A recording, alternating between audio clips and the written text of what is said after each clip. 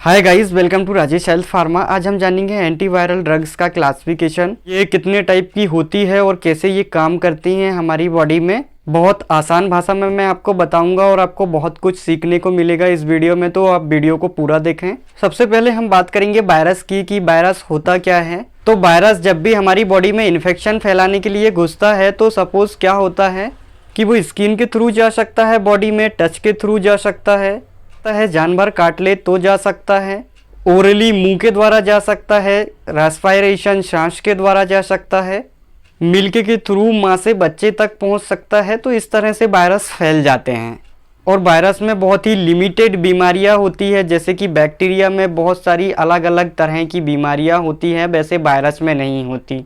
जैसे human papilloma virus हो गया, HIV वायरस हो गया, हेपेटाइटिस हो गया, यही 4-5 वायरस होते हैं। देखते हैं कि कोई भी वायरस कैसे असर करता है बॉडी में, कैसे ये ग्रोथ को बढ़ाता है, कैसे ये फैल जाता है, इसको हम समझेंगे।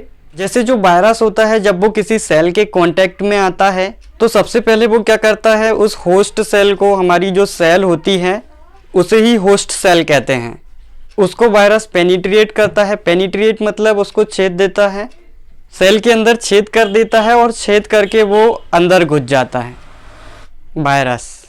फिर क्या, वायरस अनकोटिंग करते हैं।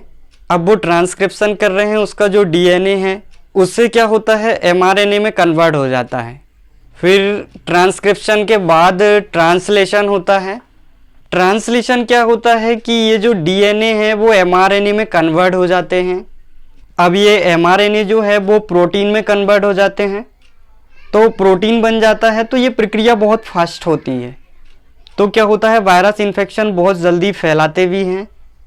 तो वायरस इस तरह से हमारी बॉडी में घुसते हैं और इस तरह से इन्फेक्शन करते हैं। तो जो मैं आपको क्लासिफिकेशन बताने वाला हूँ वो सारा का सारा इसी के ऊपर आधारित है। जितनी भी एंटीवायरल ड्रग्स हैं वो सारी इसी चीज़ को रोकेगी। अनकोटिंग हुआ, पेनिट्रेट हुआ, ट्रांसलेशन हुआ, ट्रांसक्रिप्शन हुआ, तो इसी चीज़ को रोकती है। तो समझते हैं क्लासिफिकेशन एंटीवायरल ड्रग्स का। तो पहली कैटेगरी होती है DNA पॉलीमरेज इनहिबिटर की। तो जैसा कि हम जानते हैं, वायरस जो होता है वो हमारे सेल में जाके DNA से mRNA में कन्वर्ट हो जाता है। तो ये क्या करती है, बेसिकली ड्रग्स DNA पॉलीमरेज को इनहिबिट कर देती है, तो प्रोटीन सिंथेसिस नहीं हो पाएगा। तो इसके अंदर 2 टाइप्स ऑफ ड्रग्स आती हैं। पहली है प्यूरिनेनालोज, प्रीमेडालेनलोज। इसके अंदर आता है एसाइक्लोवीर, गेनसाइक्लोवीर, आइडोएक्सियोरिडीन आता है, ट्रीफ्लूरिडीन आता है। तो ये कुछ ऐसी दवाएं होती हैं जो कि DNA पॉलीमरेज को रोकती हैं। दूसरी कैटेगरी है mRNA सिंथेसिस इनहिबिटर की। तो हमने देखा DNA से mRNA में कन्वर्ट हो रहा है, तो बेसिकली क्या है कि ये और एडवांस लेवल में काम करता है। तो क्या है, बेसिकली RNA को ही इनहिबिट कर देता है। तो इसमें आता है रिवावेरिन, ये हेपेटाइटिस में ज़्यादा यूज़ किया जाता है। अब है inhibitor of penetration and uncoating.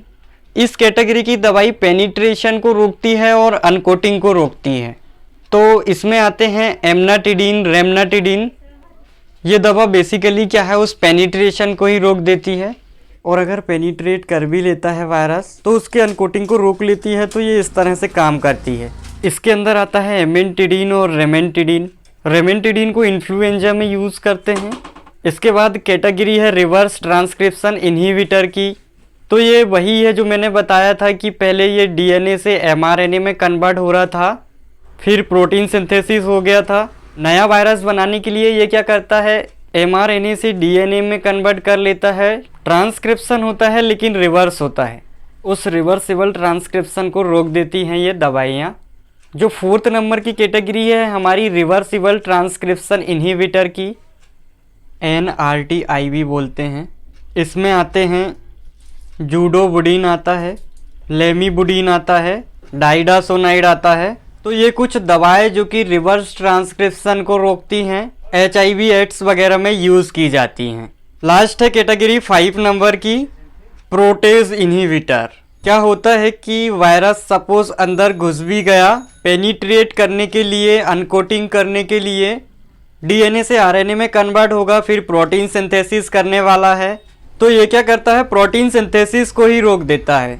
ये बेसिकली प्रोटीन सिंथेसिस को ही इनहिबिट कर देता है। प्रोटेज इनहिबिटर में जो आती हैं, लोपेनावीर आते हैं, रेटोनावीर आता है, आइडिनावीर आता है। ये सारी की सारी दवाइयाँ जो है वो प्रोटेज इनहिबिटर कहलाती हैं। ये था उनके मैकेनिज्म के आधार पर दवाइयाँ। और जितनी भी आप सुनते हैं मार्केट में, जितनी भी एंटीवायरल ड्रग्स आती हैं, ये बेसिकली क्या है कि एक दूसरे के ग्रेड वर्जन होती हैं। कोई पहले बनी, उसके बाद दूसरी आई। काम करने का तरीका सेम रहता है सभी का। अब समझते हैं बीमारी के नाम के आधार पर कितनी तरह की मार्केट में आती हैं। तो यहाँ पे लिस्ट तो बहुत लंबी है, लेकिन आपको एक आइडियाज मिल जाएगा कौन सी किस तरह से वर्क करती है किस बीमारी में। तो हम बात करेंगे एंटी हार्पिस की।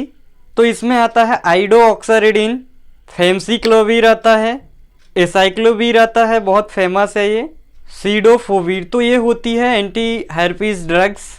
अब बात करेंगे एंटी इन्फ्लुएंजा की। तो इसमें आते हैं एमेंटाडीन, रेमेंटाडीन, जिनेमवीर। ये होती है एंटी इन्फ्लुएंजा। अब देखेंगे रेट्रोवायरस HIV। इसमें आता है लेमिबुडिन, निवेरापिन, रेटोनावीर, डाइडानासिन आता है। अब बात करेंगे एंटी हेपेटाइटिस ड्रग्स की। तो इसमें दो कैटेगरीज होती है, हेपेटाइटिक बी और हेपेटाइटिक सी की। तो हम पहले देखेंगे हेपेटाइटिक्स बी की जो ड्रग्स आती हैं। तो इसमें आती है लेमिबुडिन, टेल्विबुडिन, एडेफोवीर, टेनोफोवीर। हेपेटाइटिस सी में जो आती है उनके बारे में बात करेंगे हम। बोसीप्रेवीर आती है, टेलाप्रेवीर आती है, पारिटाप्रेवीर आती है, सेमीप्रेवीर आती है, इडीप्रेवीर आती है, ओम्बिटसवीर आती है।